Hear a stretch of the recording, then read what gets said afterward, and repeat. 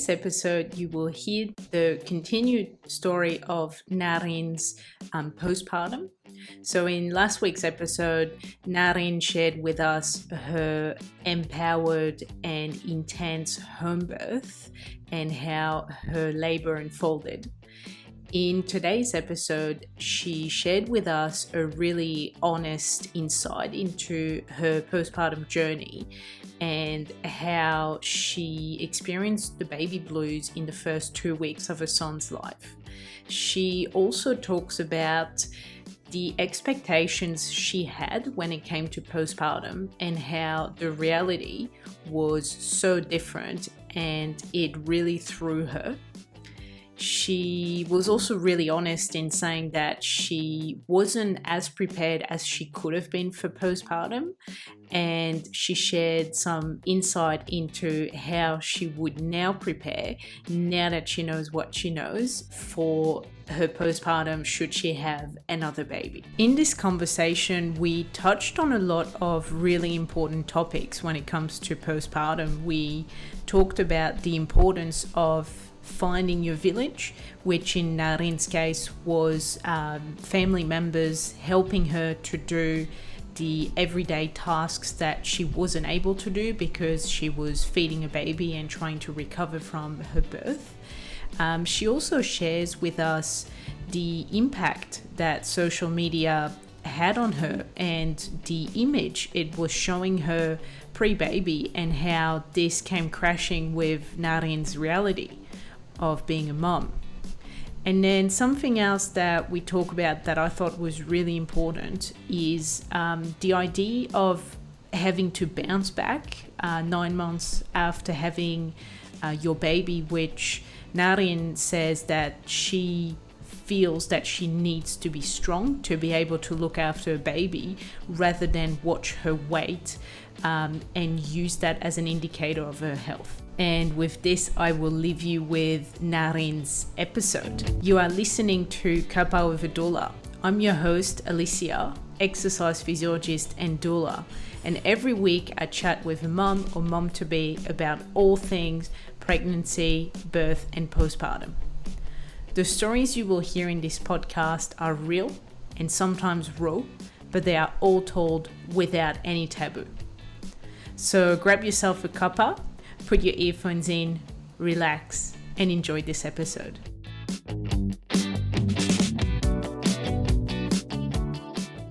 So we were up to postpartum, which you said you'd prepared really well for birth. Yeah. You had all the tools. Did you prepare for postpartum? No. No, and I mean, looking at it now from the future, I think it was bad, but at the same time, I don't regret putting all my energy on the birth, but if I had more time, I would definitely look up the postpartum part more because I mean, it's actually pretty weird that I didn't even think about it. I mean, after all, you're giving birth. It's like a huge thing for the body and the mind, and but I just didn't expect all that, sleep deprivation, and I just couldn't have imagined how it would have been. Like, you won't have time to brush your teeth. I mean, just doing normal stuff would be kind of a luxury. If I had known that, then I would have definitely prepared, because it was a bit you need to have you need to or prepare really, really, really well, or have a good I know people around you that help, support family, system, friends, because you can't support, you can't do it on your own. I mean, I think it's pretty impossible. I would say impossible. I think it's impossible. You can't care for a baby, a newborn, and yourself and the house. You can't do it. It's impossible. So and that was a bit, I think, a shock. Not just for me, for my husband as well. He was really, really tired, and he didn't even give birth. So he was in that time I understood why they use sleep deprivation as a method of torture, because it really is. It's like it messes with you. It's like I mean, at some point I was scared to fall asleep because I was like, but he will just wake me up like in like 5 minutes, and then I will just be more tired because I just fell asleep, or I won't have enough time to sleep. So I was like thinking so much that sometimes I couldn't even sleep. Like he was finally sleeping, and I was like laying there and just I can't sleep. I don't know why. Oh, I'm so tired, gosh. but I can't sleep. So Oh, yeah, wow. it was really hard. And also the first 2 weeks I had this postpartum depression. I just felt like really sad. I mean, like out of nowhere, and I didn't even know why. I didn't have a reason. Nothing happened, but I just felt this sadness over me, like washing over me from nowhere. And I just started to cry, and I was like, I don't know why I'm crying. My husband was like, what's why you're sad? Why you're sad? Like, what should I do? I was like, I don't know. I don't know, because I don't even know why I'm sad. It was so weird, but I mean, I guess it's the hormones and stuff. So, yeah. And see, I'm really glad that you're saying that, because, other moms, whether first time moms or maybe second, third time moms that experience that, I think if you're not prepared for it and you don't know that it could happen, and it sounds like, baby blues, they call it, it can feel like, oh, I'm broken, or there's something like I'm not right. It's my fault. I should be happy. I've got my baby. I should feel this way. And it's just not, and it's okay to not be okay. Like you've gone through pregnancy, birth, and labor, which was really hard. And then, as you said, it's probably all the hormones and also the transition. It's a big change in your life. Even when you wanted this pregnancy, you wanted this child, it's still a really big transition, a big adjustment for you as a couple, for you as a mom, for dad, and it's really hard to cope with. And when it's all thrown on you, like you've got all the tiredness from labor and birth, and then you go straight into sleep deprivation, and you're like, it's like, I can't do it. Yeah, it was like I will never have a break ever again in my life. This is my life now. And I mean, it was like when I looked at him, it was amazing. He's adorable, and his little face, and but at the same time, it's like I don't know. It, as you say, it's like oh my god. But I felt like I was happy when I saw him, but I was sad, and I didn't understand why. I was like, I should not feel sad. I should feel really happy. I mean, he's here, and we're safe, and we're healthy, and everything went well. Why am I sad? Like, I was scared that it was gonna be like that forever. I was like, I can't live like this. Is this gonna be forever? Like, what is happening? What is this? So, I mean, I felt really relieved when, like, after 2 weeks, it just went away, and I was like, that's weird. Like, out of nowhere, like it came and then it went away. And I know that for some people it remains for months, and you need to seek help and stuff. But I was actually really scared. I know there's help if you ask for it, I think. At least that's what they told me. But it's really frustrating to be in that, because you don't feel that nothing can help you. Like it's really strange. It's a very powerful feeling. I wouldn't like, yeah. Yeah, we It's hard have to know how to help, yeah, see, in Australia, if you don't, not everyone has continuity of care. So, midwife that comes back after the baby is born, or, you maybe, anyway, we have a helpline. So it's a number that you can call, and they are trained counselors, and they're basically trained in anything, pregnancy and postpartum mental health. So they will basically, it's a 24/7 helpline. You call them and you can chat, you can ask questions, you can get reassurance, you can express, how you feel, you can just get it off your chest. and they will, they will listen, and they will also maybe help you if you're not sure what to do, you're not sure who to talk to, how to go and see a psychologist, or they will help you to find whatever help you need, and there is no judgment. It's free. It's called Panda, which I need to look up what that stands for.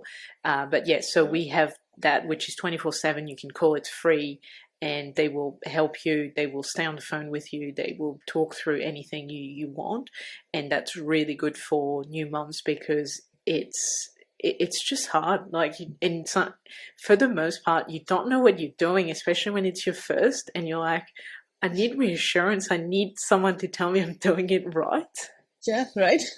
But that's amazing. I don't know if we have something like that in Sweden, but because it never went that I mean far that I needed it, because I had still my midwife, and she was really helpful. She came, but I mean, I hope we do have something like that, because that sounds really helpful for people that need it. And also I've heard that the partner can get the baby blues as well. I think my partner got it. He didn't show it to me, but he told me afterwards that he was also depressed. I think, like, maybe we never talk about that either, because the partner is just a partner, but he actually had a really hard time at the beginning. And that's right. Just because he didn't give birth and he didn't go through pregnancy doesn't mean he doesn't have feelings. Like, of course the partner can get baby blues or can get depression or some other mental health I guess symptoms, right? It's a transition for both of you to make, I guess, space for this baby, and to learn how to care for a baby and how to be a parent. And as you said, dealing with the sleep deprivation, that's a form of torture. So regardless of whether you've given birth or not, if you're sleep deprived, it will affect your mental health. So so how so how was but I just didn't know. that's right. You don't know what you don't know. That's just how it is. So how was your mental health in the following weeks? So you, after the 2 weeks, you started feeling better. How did it go afterwards? Well, I just focused on taking one day at a time, or 1 hour at a time. And I was just looking forward to the time when baby would sleep through the night. Like, my dream then was to sleep 5 hours in a row. That would be a dream for me. And it sounds crazy because, but that would be a dream for me. And then, I just focused on healing and, feeling better, taking walks and recovering, and just enjoying the baby, even though it's really hard. But I mean, I was home with my husband. He was with me all the time. So that was I don't think that I could have done it without him, because, and I'm happy that we're together, because it was they call it a baby bubble, and I don't know, because it sounds so romantic. Oh, enjoy your baby bubble. And I'm like, but I don't understand that. I mean, I had a different idea, because it was we did enjoy our baby, but this bubble was kind of, it wasn't, what I expected, that it would be so cozy and we would sleep together as a new family, because it was I was scared. We co-sleep, and I was scared that I would I don't know, lay down on my baby. So I was really uncomfortably, and I was waking up a lot, and I had pain all over my body. So it wasn't cozy in that way. It was cozy to look at my baby, but it wasn't I had to rediscover my whole body and recover, and it was really hard. So I think I got in with the wrong expectations from the beginning with the postpartum, the baby bubble, and you see these pictures of super happy new moms and dads, that are just so fake. And you're and you realize it just afterwards, when you've been through that,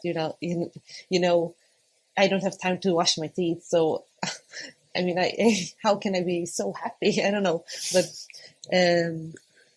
I don't know. It was, I think, just my expectations crashed with the reality, and I think that if I didn't have those expectations before, then it wouldn't have been such a hard hit, because I would, if you don't expect it to be like in a certain way, which is like so romanticized, then you won't get that reality check. You know what I mean? Like, Yeah. yeah, but I mean, I remember those first 3 months, especially, they were hard. And I don't want to be like a hypocrite and like, oh, it was just like walking on like petals, because it was not. It was really hard. Like, we needed help. Like, my mom and dad, they came with food, and then my husband's dad and mom and dad, they cleaned the house and take out the trash. We couldn't have done it, and we were two people, and we couldn't have done it like on our own. So, I mean, those small things that you just take for given, like you always do, and you always have the energy, you suddenly don't, because you have to put it on the baby and yourself. So it's really, really hard, and you haven't seen it. So that's, I don't know. Yeah, and I agree I don't with know. you. It's like It's not spoken about. I find. I mean, now it it's is not more. spoken about. Yeah, But yeah, yeah, I think social media. I had this discussion with, I think it was Lauren who I chatted to in another one of my episodes, and we had this chat about the image that social media shows us of mom, like being a mom, and how it's yeah, really like so. And I'm not pointing finger at anyone, but I'm saying in social media, you show what you want. So, for example, you can take a picture on a day where you've done your hair, you've done your makeup, you're all dressed, and then you post yeah, that, and then potentially other moms think, oh, well, she's got it, she's got it all together, she's got it sorted, and I haven't. I'm the one that I haven't brushed my teeth at 2 p.m., and it's just, like social media is just a snapshot in time, which may not reflect reality. Like that might have been an outlier, like a day where that person actually got all makeup, hair, all of that. But that may not be every day, right? But we don't know that. And with yeah, social media, I find it's there.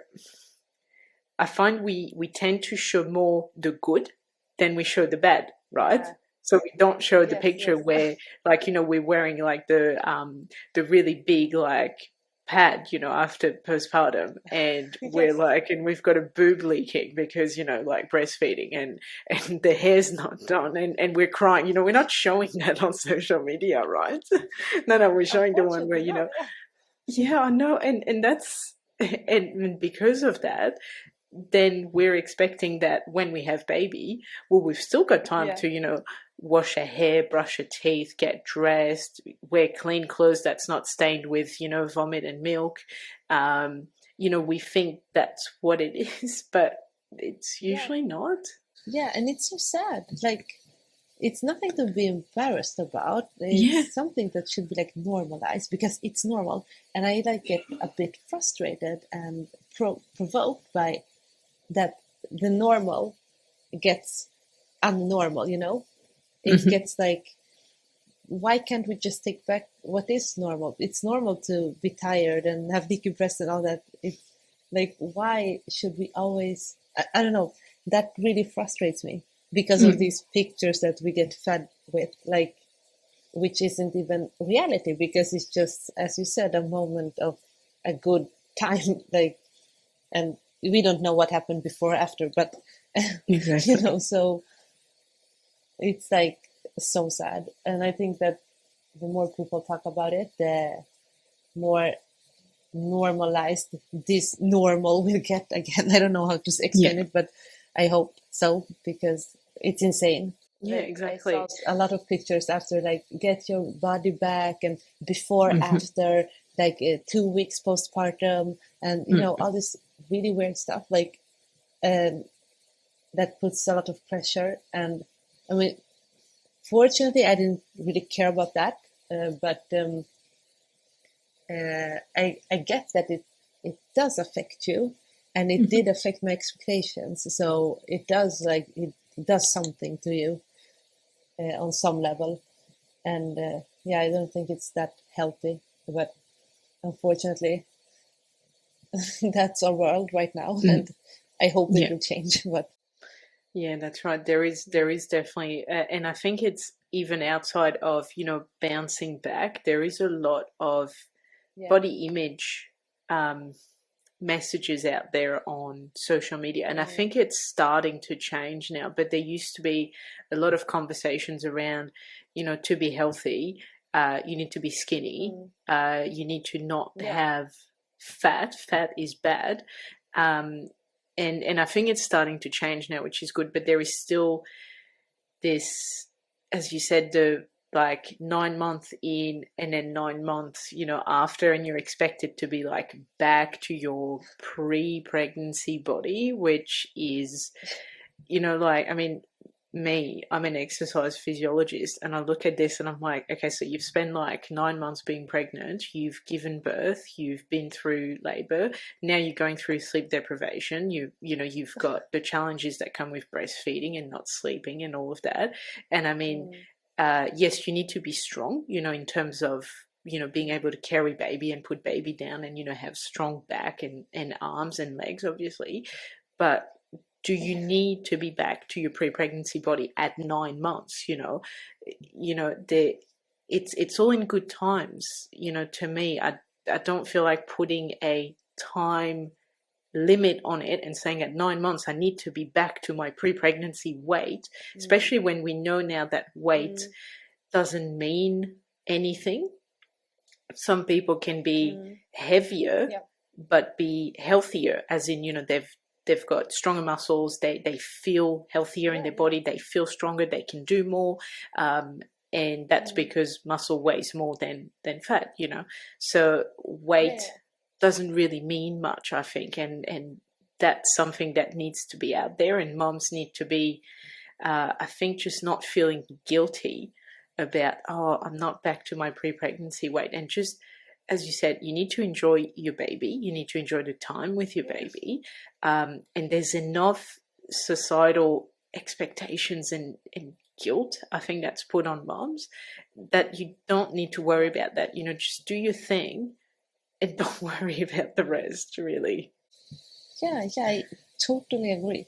And I like to think, like, instead of thinking, oh, get back to your pre-pregnancy weight or body, I don't really like that. It puts like the wrong kind of pressure on you. I like to think that I want to get the, pre-pregnancy function of my body. Like, I used to work out, and I would love to come back and be as strong as I was before. I like to think that way, like the function, because I mean, after, at least for me, after pregnancy, I love my body much more than I did before because of what it did. Like, I'm so grateful, and I just want to honor my body, So I get like a bit provoked by this obsession with the numbers on the way. Like you said, it doesn't mean anything, or getting back the body. They have like this plastic surgeons that mommy package, then they do like the boobs and the. And I think it's so disrespectful for the woman's body that we have created. I don't know who those ideal bodies of. I mean, I get like really angry because I think we should honor what the female body can do, and focus on that, and not like, So yeah, I want to be like strong as I was before. I want to like be able to take a run, or do the things that I did. But at the same time, I didn't feel that I needed to rush, but also I didn't use social media, so maybe that helped. But now when he's just turned 1, I feel like, maybe now I would like to, like, go back a bit to me and have me time. But I didn't feel the need, like in the beginning. I just wanted to be with my baby, and I hope like everyone feels that way, or if they feel it and get like, how do you say it? sorry, my English. Like if the social media and the pressure from outside, how do you say it? Sorry, So if affects the you, social media is, then I like attacking you, I guess. yeah, I think like it affects you to the point where you feel that you should not do what your instinct tells you to do. You want to be with your baby. Like, what do you really want to do? Do you want to be with your baby, or do you want to uh, go back to that pre-pregnancy body and be on a diet, and or do you want to put that energy on your baby? Like, what do you really want to do? If you can just sit down and feel and not get affected by everything around you, and the standards of society or whatever, I don't know, the social media.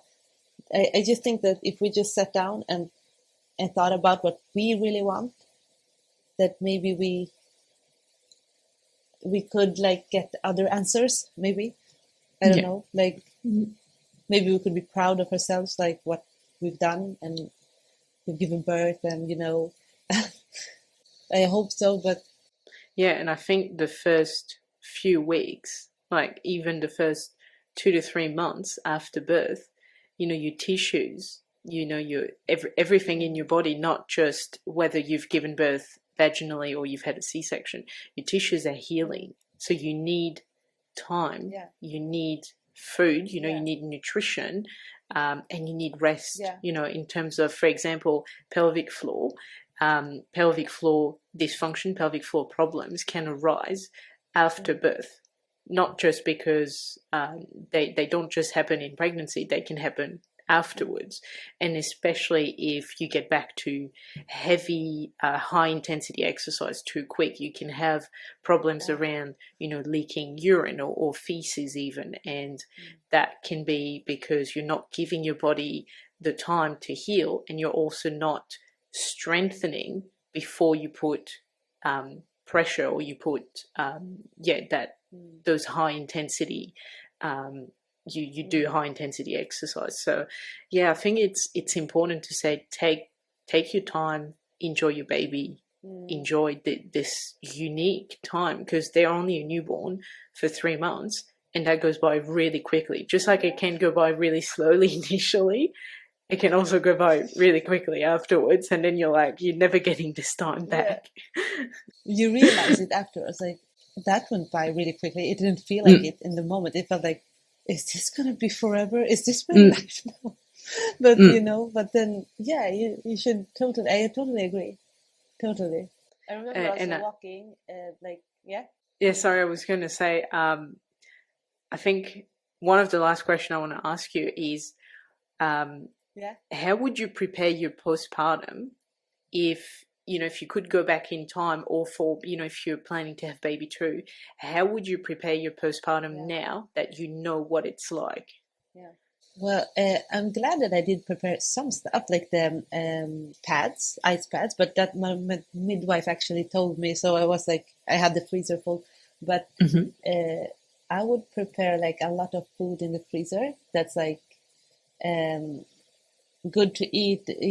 My baby had he was like intolerant to milk protein, so I had like a lot of stuff in the freezer that were not suited for him, like with cheese or with spicy food. I don't know, so I couldn't eat it. So I would prepare like a bit like neutral, light food, like that's easy to digest. Think more about the baby. That I didn't know anything about that. I would try to prepare the nipple shield, because I didn't know. I thought that the breastfeeding is just something that comes so naturally, that's so easy. But things that could be useful for me, I don't know. But yeah, the food thing especially. But yeah, the food thing, the ice pads, and just have like everything in the house like sorted, like don't start big projects and stuff like maybe we didn't have curtains, so we started like doing a lot of stuff here, and it was maybe a bit too much stress at the end, so I wouldn't do that again. But I mean, I think also no matter how much you prepare, you're gonna be sleep deprived, so it doesn't matter. But have people around you that help. You know who to call if you have a mom or a dad or a friend. So you know who you can just rely on. I think for me that is what's most important. Otherwise, it's like, yeah, it's still gonna be difficult. I mean, you can make it a bit easier, but it's like I will know now what to expect, so that's gonna be easier. That I know that it's not gonna be this beautiful bubble. It will be like really amazing to meet your baby and enjoy, your baby, but all the stuff around, I will know like what to expect. I could get the baby blues. I could, all that stuff could happen, and it's like a part of the package. But you will be ready, like mentally, I think, for the next. I hope so. Are you thinking about baby 2, or are you not sure whether you want a second one? I would like another baby. I would love it. But the thing is that we live in such a small apartment. But I mean, no, I would love another baby. And I think that my husband would want one too. But I think that he's like more, let's wait now, because he didn't expect it to be this difficult. No, we both would want another one, but we'll see. Yeah, of course. You've got maybe time. In a couple of years. Yeah, of course. And then also, I don't take it for granted. Maybe it will never happen. You never know. So I'm just so happy that we got our little one, and that all went well. And but it would be amazing to redo that journey again. It was so empowering, I would say. So it would be really cool to have another one, a little sister or brother that he can play with. Oh, amazing. It sounds like you've learned a lot about yourself and your body through this experience. And your takeaway message are really, really powerful, actually. It's definitely something that is really good to hear for, potential first-time moms or even second-time moms, to just hear that. That's really good, because as you said, it needs to be spoken about a lot more than it is now. Thank you so much for your time, Narin. It's been lovely to chat to you. Thank you for listening, and I hope you enjoyed this episode. If you want to get notified of when a new episode comes out, please subscribe to this show on your podcast listening platform. Also, I would really appreciate it if you could leave me a review on Apple Podcast, or share this episode so that other mom can find it. If you would like to tell your own pregnancy, birth, or parenting story, please head to the show notes and you will find a form there to get in touch with me. Again, thank you so much for listening, and I will be with you again next week for a new episode.